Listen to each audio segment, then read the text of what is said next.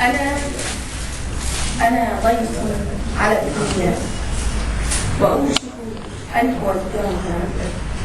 أنا ضيف على الدنيا وأوشك أن أودعها. ولدت بحضن قافية وأختم رحلتي معها، وغاية شهوة الكلمات أن تغتال مبدعها.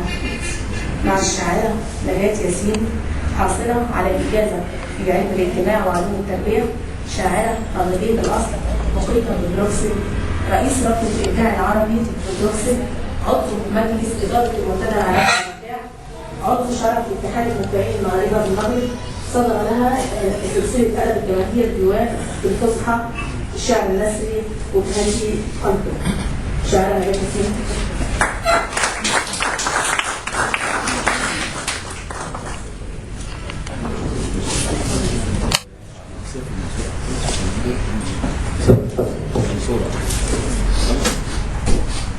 بسم الله الرحمن الرحيم.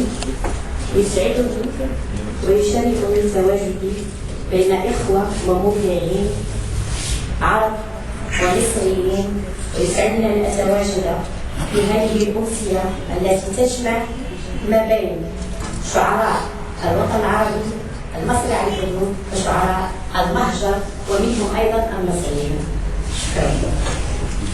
بالنسبة لي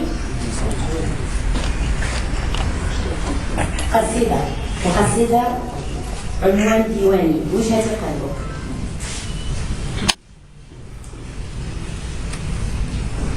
الطريق إلى قلبك صعب والمسالك وعرة، جبل ذلك العشق العربي اللذيذ الممتع المؤرق. بريق عينيك نار حولت قلبي إلى رماد. كل يوم أحاول الصعود إلى قمة الجبل، أخطو إليك، أرفع عيني، تعميني أشعة شمس، أكتوي، أحترق إذا صبغ العرق من فؤادي. أسقي بحباتي أزهار شوق البرية المتوالية خلف غابات من الرموش. أحي من تلك الرموش خيوط عنكبوتية أثرتني افترستني، وفي النهاية قدمت قلبي وجبة شهية في ليلة عشق ساحرة. أسترجع أنفاسي، أواصل الصعود، أقترب من القمة.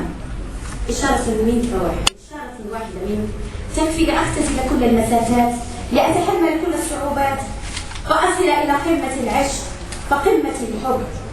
أيها القلب العربي، خمرت روحي وأتاها منذ بدء التاريخ. شكرا.